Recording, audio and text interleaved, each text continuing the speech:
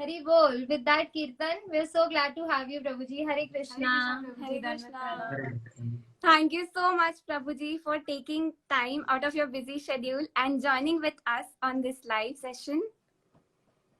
So, this is Kanika. This is Ridham. And this is Purvi, and we are super excited to have you on the live with us. Thank you so much. Thank you so much for giving us your association. Thank you so much. I'm happy to meet you also. So, Prabhuji, we would like to start by giving a brief introduction of you.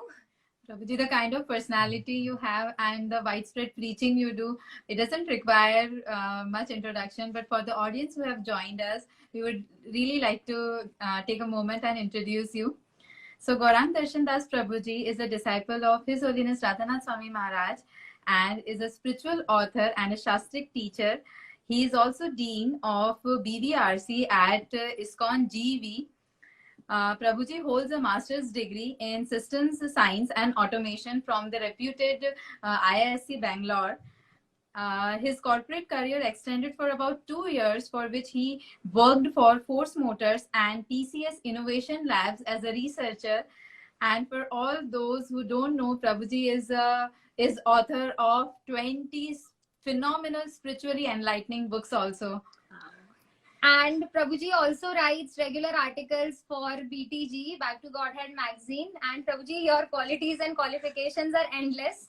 But still, this was just a brief introduction, and we would like to start with the topic. The topic that we chose is what is the cause of our suffering. तो कुछ time पहले तक corona चल रहा था, हर किसी को लग रहा था मेरी गलती नहीं है, बट वो था. फिर कहीं वॉर्स चल रहे हैं, बाहर एक्सटर्नली तो वॉर्स चल रहे हैं, लेकिन इंटरनली भी बहुत वॉर्स चलते रहते हैं. प्रभु जी, तो इस टाइम पे ऐसा लगता है कि ये क्यों हो रहा है, and what is the cause of our suffering, and you can shed light on this topic. But we also have a very interesting question that came from the audience, and it is, if God is really protecting us, then why do we have suffering again and again? So if you can please share. Yes, sure.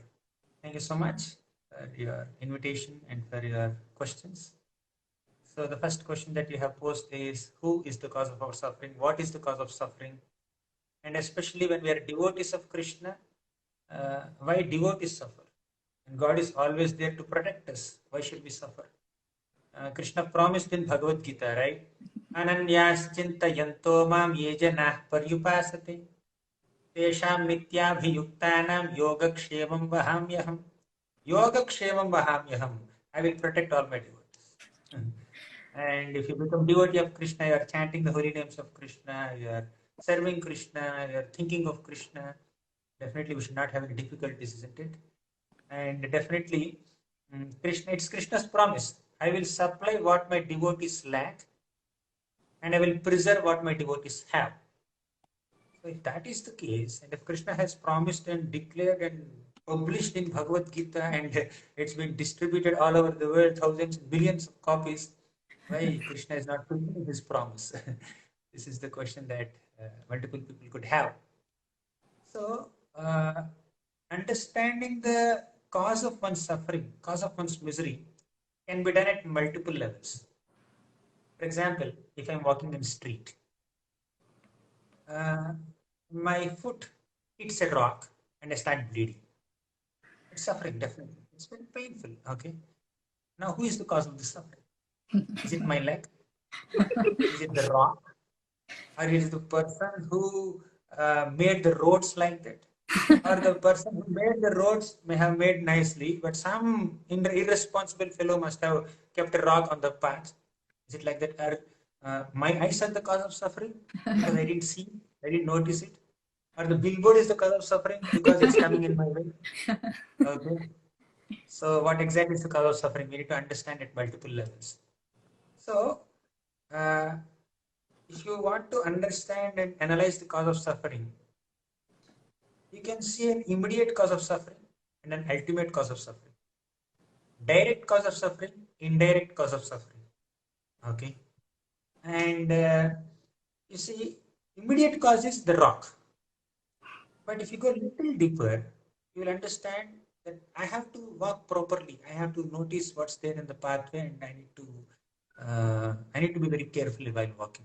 So who is the cause? Then I am the cause. Rock is not the cause. Okay. In one sense, the person who has placed the rock irresponsibly there could also be the cause. But these are all indirect or intermediate or immediate causes of suffering. But what is the ultimate cause of suffering? I gave a very innocent example, but in a deeper sense, we undergo a lot of miseries in this world. So ultimately, we need to understand that the Supreme Lord has sanctioned this suffering upon me as a result of my own past misdeeds. So we often hear the statement, we reap the consequences of our own deeds.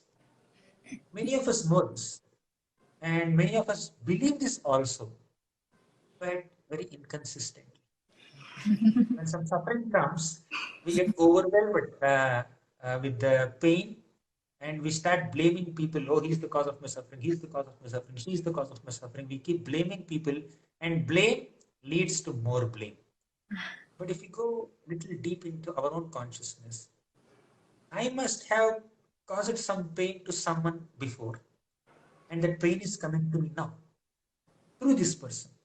So this person who is apparently the cause of my suffering, immediate cause of suffering, is the cause of suffering only apparently, not ultimately. Okay. So the suffering may come to me through this person, not from this person. If your father sends some money to you, and the postman, of course, nowadays all the Google Pay, this and that are there, but in old days, people used to send DD or money order, etc. The postman brings a letter, or postman brings some money to the son who is studying in some hostel. Okay, so it may come through the postman, but it is not coming from the postman. Father is the cause. Okay, and ultimately you requested the father. So your request went to the father, and father went to the post office, and he deposited some money, and the postman brought it to me. Right? So similarly, suffering also may come through different people, through different sources, but it's not coming from them. Yes. So I deserve this suffering. So that's why it's coming to me. And nothing happens without the sanction of the Lord. So without the Lord's sanction, nothing happens. So I deserve this. So the Lord is giving this suffering to me as a result of my own past deeds. However, philosophically speaking, many people come up with different causes of suffering. Some philosophers say Atma is the cause of suffering, means the self. Okay, I cause my suffering. And some say Daiva is the cause of suffering, supernatural powers. They are the causes of suffering. Some say Kala is the cause of suffering, time factor. Because of the passage of time, people may suffer. Some say Karma is the cause of suffering. Karma means the reactions to my own past activities. Kala, Karma, Swabhava, Daiva, Atma, so many causes are identified as suffering. This is not incorrect, but it is incomplete. So it is okay, it is correct to say that yes, I am the cause of my suffering, my own past deeds are cause of suffering, time is the cause of suffering, and other people are cause of suffering. Ultimately, it is sanctioned by some supernatural forces. However, they are all insufficient, or they are not incorrect causes, but they are not insufficient. They are not sufficient. So the sufficient explanation is God has sanctioned it. The ultimate cause of all causes is Krishna, Sarva Karana Karana. So now we ask another question: why devotees suffer? If I take shelter of Krishna, why should we suffer? So let me speak about three kinds of people who suffer in this world. Number one, people who may not be devotees, people who may not be spiritually inclined. For them, karma is the cause of suffering because they reap the consequences of their own past activities. Okay, so karma is the cause of an average human being, average soul. When it comes to the practicing devotees who are practicing bhakti, uh, they still suffer because Krishna sanctioned it for their purification. Because Krishna says in Brahma says in Brahma Samhita, Karmani nirdahati kintu cha bhakti bhaja. One who takes to the process of bhakti is not affected by karma in one sense, right? But still they suffer if they do some mistakes while practicing bhakti, and they commit some offenses to other devotees, uh, or they may have some lingering material desires and certain anarthas like lust, envy, pride, greed, etc. So because of that, people may suffer. Devotees, practicing devotees may suffer because Krishna sanctions that suffering upon them so that they will be purified of their shortcomings. Third category. I spoke two categories so far. Conditioned souls, practicing devotees. Third is pure devotees. They're already purified. They don't need purification. Why should they suffer? Like Pandavas suffered, isn't it? Sita Devi suffered.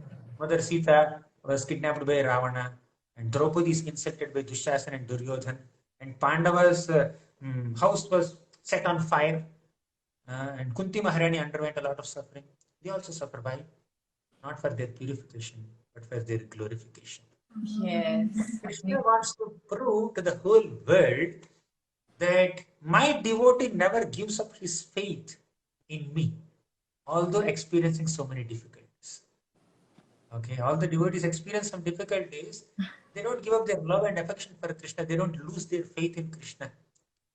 Common people, when there is happiness, they may acknowledge, oh, God is so kind upon me. When there is distress, they will understand God is not kind upon me. I don't believe in God. Their faith gets shaken up. But a pure devotee, although he or she suffers, Kunti Maharani or Pandavas, they suffer, still they don't lose their faith in Krishna. So to announce to the whole world, to whole creation, that my devotees are devoted to me, they don't give up their faith in me. Krishna sometimes give them some little suffering, and he only comes and relieves their suffering. And when Krishna comes and relieves their suffering, that increases the sweetness of their relationship. That increases the special bonding that they have. Actually, Kunti Maharani says, Krishna, give me more and more difficulties. Whenever there are difficulties, I remember you and you come and give darshan, and I remember your darshan close to my heart. So he asks for more suffering so that her relationship with Krishna becomes more intense.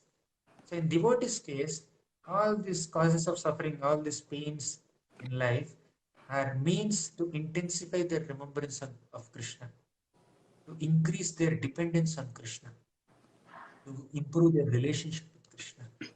So suffering, when we see suffering from the perspective of intensifying our relationship with Krishna, actually misery can be identified as mercy of Krishna. Yes. Without this misery, I may not be remembering Krishna. Krishna is mercifully making me remember, reminding me that I am there for you. Right? That's the purpose. There's more to it, but I think I'll pause here. You can Yes. ask any further So question the or wonderful, clarification. yes. So the wonderful takeaway for me is that there are three types of people who suffer: one who are non-devotees, one who are practicing devotees, and one who are pure devotees, and who are gaining, who are given suffering because God wants to glorify them. So that is my take. So Prabhuji, moving forward, we arranged a poll for Q&A on our story for this particular life. और जो एक बहुत अच्छा question हमें audience से मिला था, वो एक ये था कि हम बहुत बार नेगेटिव सोचते हैं, तो ये नेगेटिविटी को हम कैसे ओवरकम करें? So yes, negativity comes naturally because Krishna creates this world and he labels this world as Dukkhalayam Ashashvat. Okay, this is a place of suffering, and whatever little happiness you get is also temporary. Why is it so? Because we are spiritual beings entrapped in material bodies, right? So we are not meant, the spiritual beings are not meant to enjoy in a material plane. They need to enjoy in a spiritual plane. So whatever happens around us is material. So we cannot get permanent happiness. So when we are encountering so many such painful experiences, and when we are interacting with some people who are little inimical to us and very wicked, cruel, they bother us, they trouble us, some negative thoughts may come, some negative feelings may come.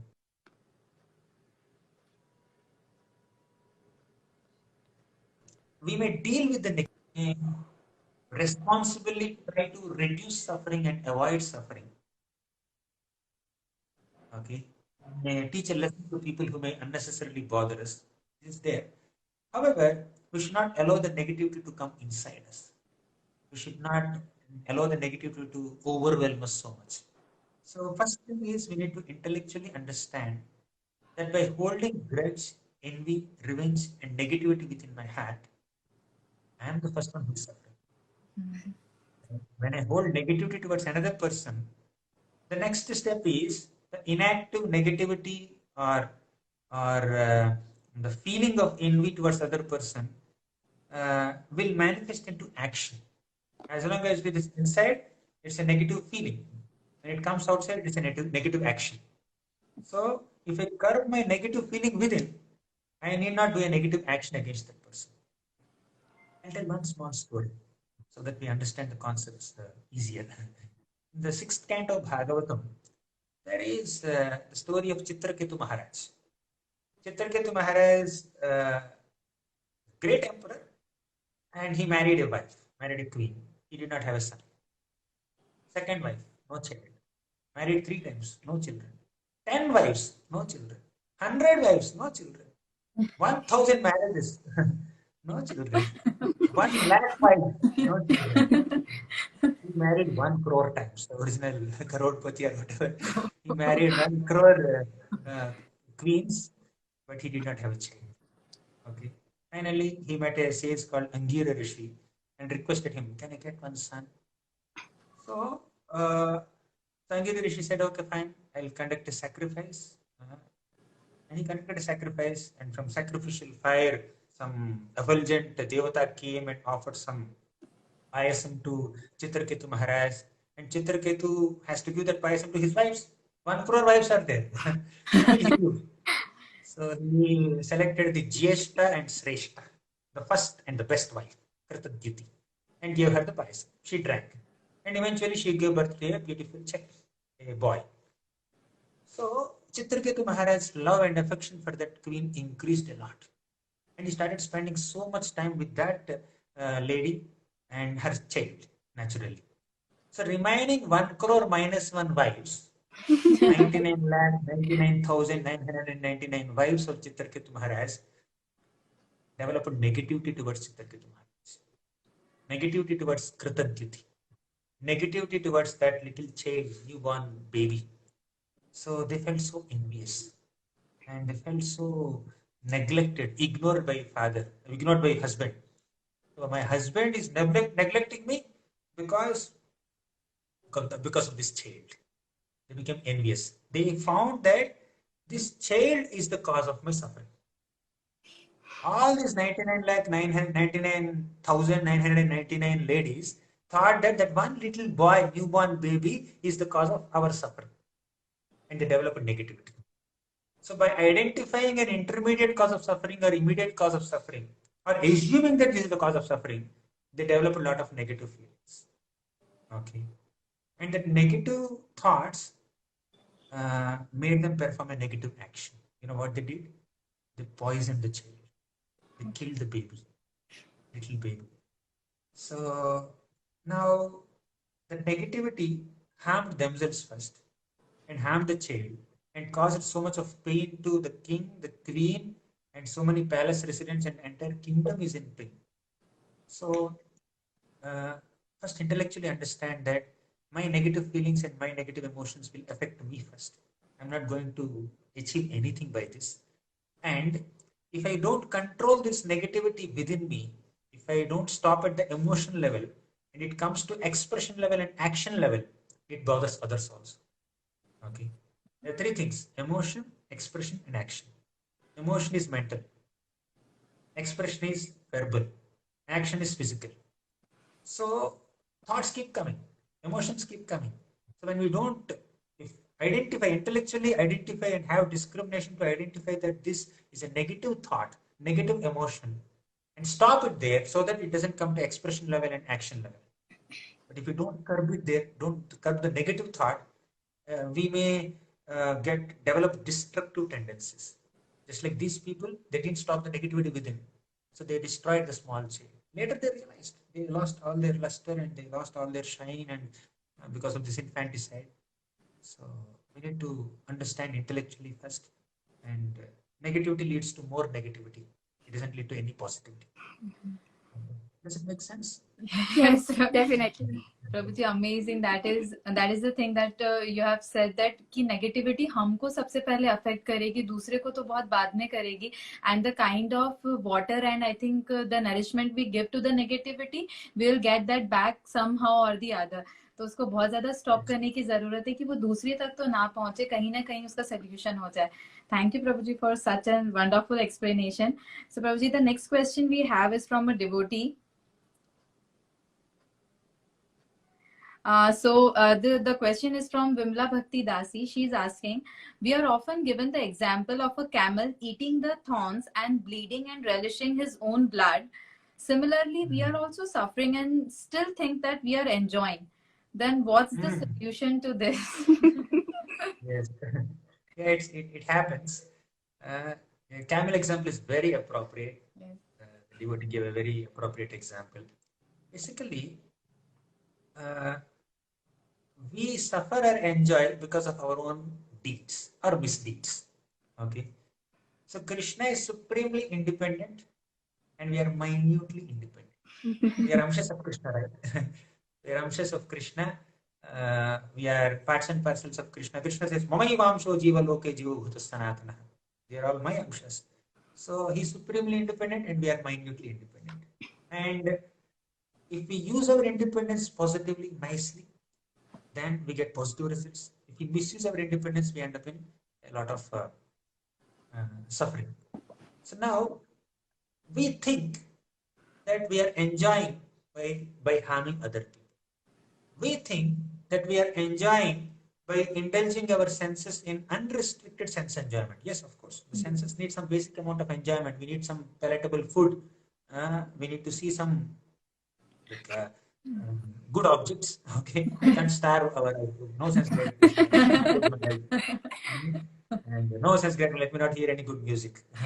No sense gratification. Let me not eat anything. No, basic amount of enjoyment that the senses deserve, senses need, we should provide that. We don't have to starve unnecessarily. But when things go beyond a boundary, when things go beyond certain restrictions, regulations that are prescribed with the scriptures, that enjoyment, that so-called enjoyment, is actually misery. But we don't realize it. Okay. Say somebody eats a sweet. It's very tasty, wonderful, amazing. Okay. He takes second. That's also fine. He takes 10. So that enjoyment that he gets to the tongue leads to misery of the belly. Right? Then he will spoil his health. And long run, he may incur long-term diseases, diabetes, this and that. Right? So enjoyment is needed, but unrestricted enjoyment has to be avoided. So we think that we are enjoying, but overindulgence in sense gratification will only lead to more and more miseries, and that will torment others also. So the camel example is very appropriate because the conditioned soul, an average person, has a tendency to think that by bringing my senses in contact with sense objects, I enjoy. So Krishna says in Bhagavad Gita, Matra sparshastu kaunteya sitoshna sukha dukkhadaha. So when we bring senses in contact with sense objects, we experience some pleasure or pain because of that contact. Okay.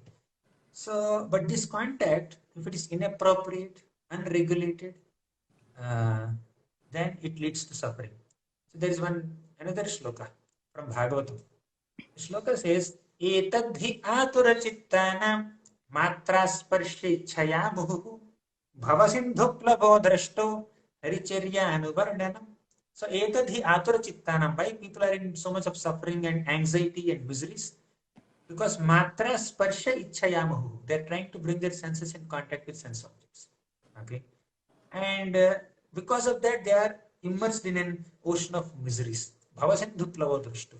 And the solution is haricharya varanam. Maybe towards the end of the talk, we'll discuss the solution for suffering. But point is, overindulgence in sense gratification will bring misery. But Maya makes us feel that this overindulgence in sense gratification is not misery, it is enjoyment. It's like, say I have some infection here, or I have some rashes here. I scratch it with my nails. Okay, then I feel some relief, a sense of relief. Prahalad used this example. Okay? I scratch here and I get some relief. Okay, then I remove my hand. Then I still I still get the itching sensation, right? Then I again scratch, I get some relief. As soon as I take out my hand, I feel that itching sensation even more. You scratch, you feel relief. You take out your hand, you feel that misery, right? So the more you feel relief. But the more you scratch, the more the wound becomes bigger. The rashes become bigger, isn't it? It's maybe a small red dot. It becomes like big red patch there if you keep on scratching. And if it's infectious, contagious, if I scratch here, it will come here. If I scratch here, it will come there. If I scratch on my leg, it will go there, right? So the solution to this itching sensation is not scratching.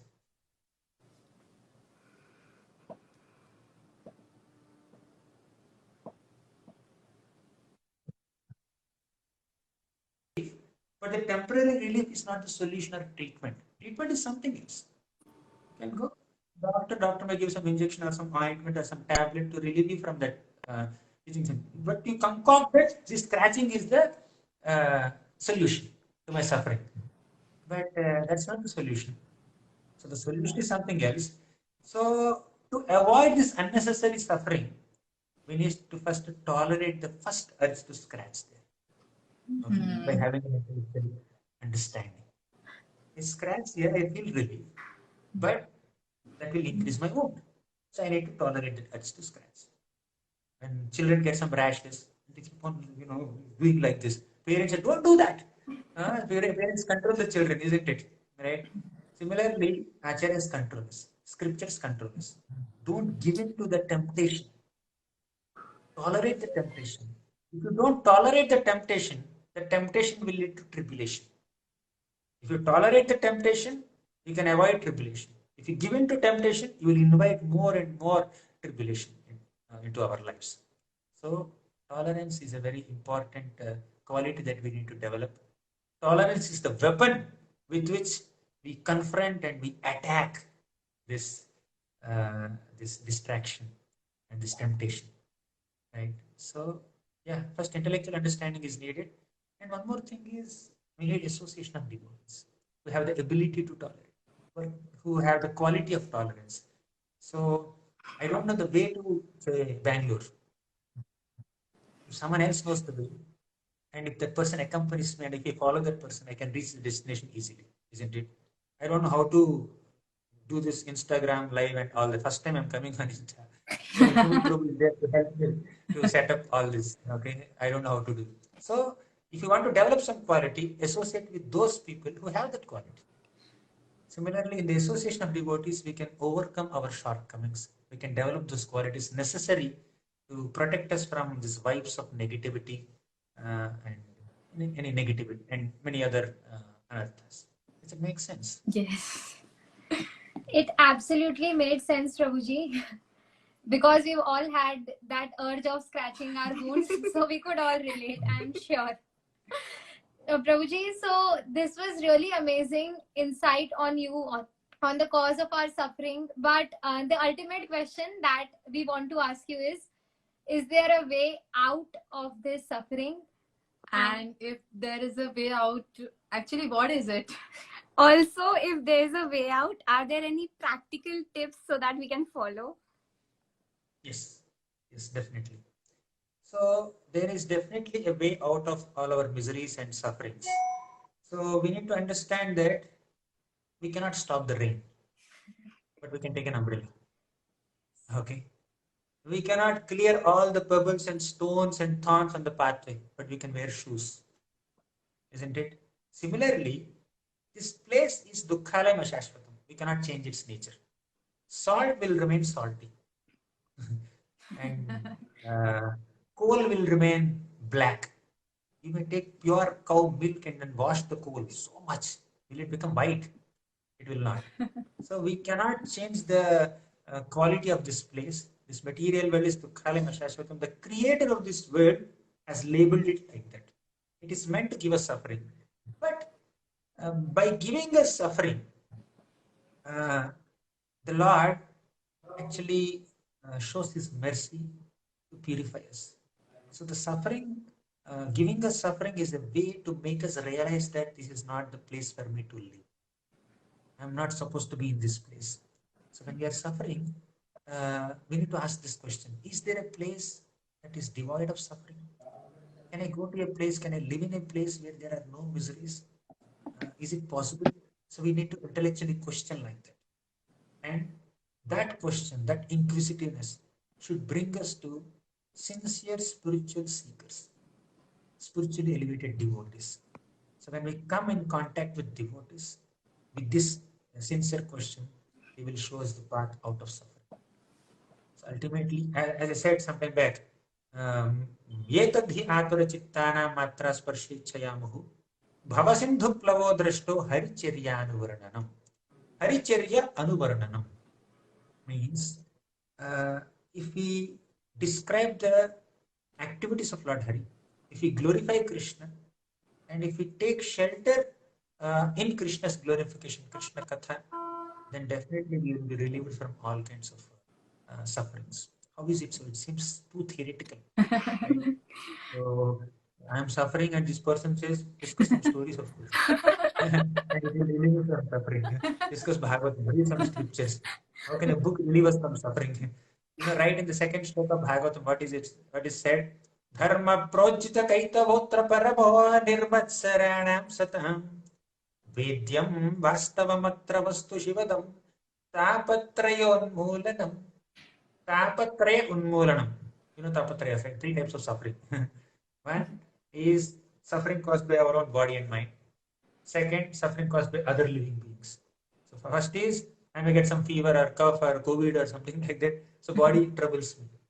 Second is other living beings. Mosquito may bite me, dogs may bark outside, or something else may happen. So third is Adidaivika kleshas, where supernatural powers, devatas, may inflict some suffering by extra rain or extra heat, etc., etc. But Bhagavatam releases us from this suffering. Tapatre Unmulanam. So you may get this question: how can a book relieve me from suffering?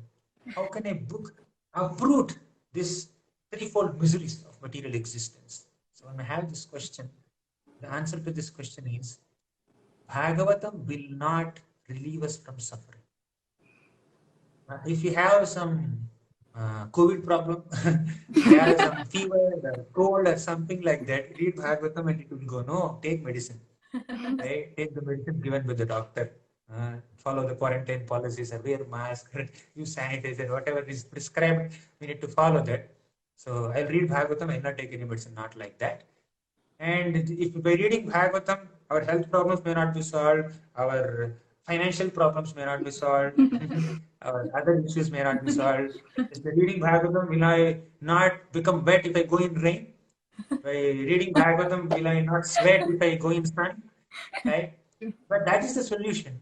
Solution is the explanation for this solution is Bhagavatam may not release us from the suffering as such, but Bhagavatam equips our consciousness with the necessary maturity to see misery as mercy of Krishna.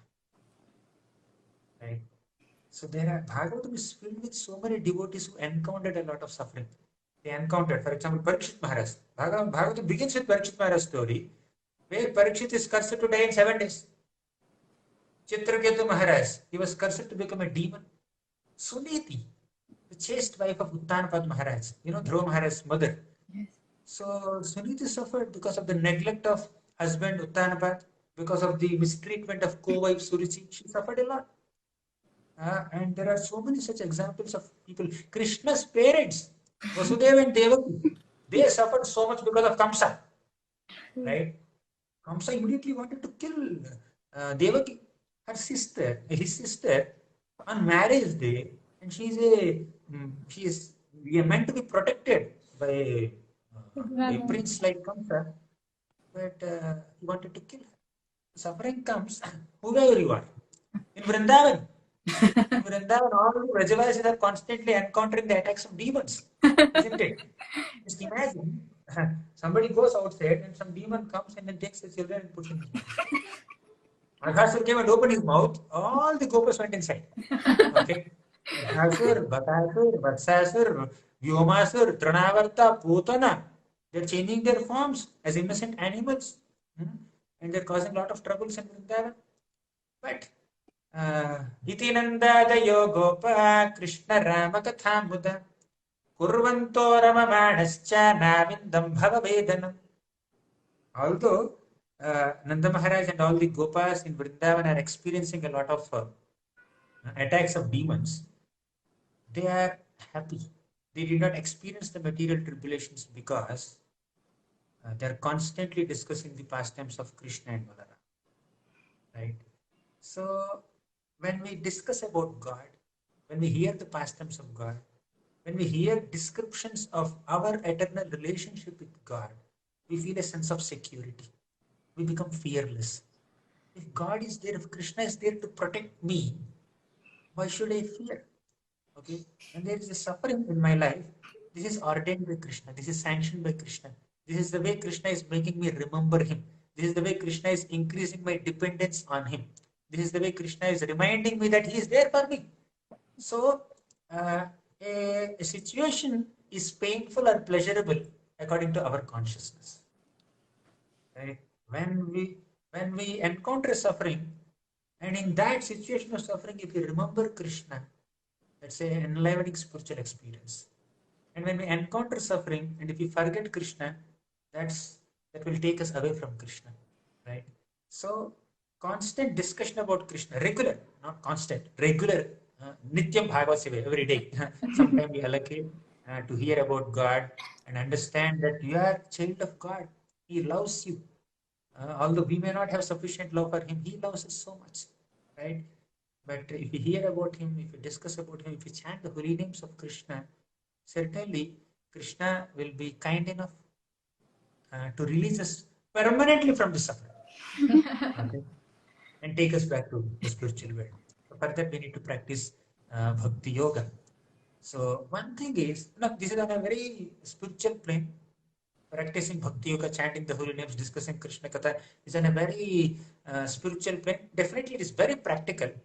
However, if you want an immediate understanding, that one thing is, in the name of understanding that ultimate cause of suffering is Krishna, it is sanctioned by Krishna, and it is a result of my own past deeds, I should not blame anyone, etc., etc. That should not make us indifferent to addressing the immediate cause of suffering. Internally reconcile that Krishna sanctioned it, but externally don't fail to address the situation. Now we understand Vasudeva and Devaki suffered because of Kamsa. As soon as Kamsa picked up his sword to chop off the head of Devaki, what did Vasudeva do? It is ordained by Krishna, it is sanctioned by Krishna, it is the result of my own past. I will not do anything. Did he say that? He immediately negotiated with Kamsa. Kamsa, please stop. Just relax. Don't immediately kill your sister. Akashvani spoke, right? So let's discuss now. Wait for a minute. Let's talk. So he tried to convince Kamsa in so many ways, philosophically. But Kamsa, being such a cruel tyrant, he did not listen. So finally he said, okay, Devaki is not the cause of your death. Her 8th child will be the cause of your death. She did not give birth to even one child now.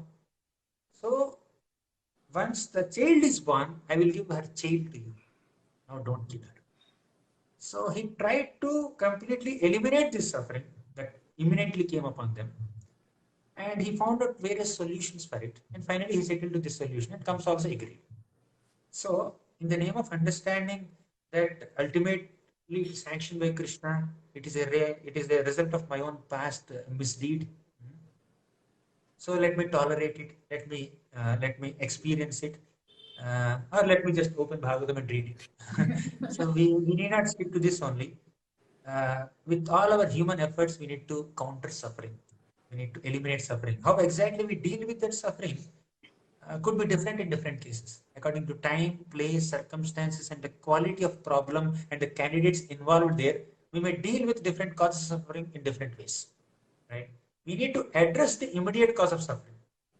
We need to deal with the intermediate cause of suffering, but internally we should have an understanding of the ultimate cause of suffering. These people are causing me this trouble because I deserve it. That does not mean I don't take an action on these people who are misusing their independence, right? We need to responsibly deal with them. If needed, we may punish them, we may confront them, we may give a feedback to them, right? So, but one thing is, it's not worth suffering more voluntarily. We don't have the bandwidth like Kunti Maharani to ask for suffering, to pray for more suffering. Whatever suffering comes of its own accord, let us try to address it in a humanly possible way. After addressing the situation in a humanly possible way, still, if nothing works out, surrender to the situation. If it is beyond our capacity to deal, take help from others. If it's going still beyond, some things are beyond our capacity to deal with. You need to accept it and deal with it, but we cannot find a solution. But as much as humanly possible, we try to find solutions for suffering. Different solutions are there for different problems. Now, Kamsa tried to kill Devaki and Vasudeva tried to avoid that suffering. But problem is, while internally reconciling the ultimate cause of suffering, while externally addressing the immediate cause of suffering, we should not increase our suffering. What does it mean? Okay, we address the cause of suffering. Say somebody troubled me, somebody slapped me, or somebody has stolen something from me. And he is definitely troubling me. I may deal with that person.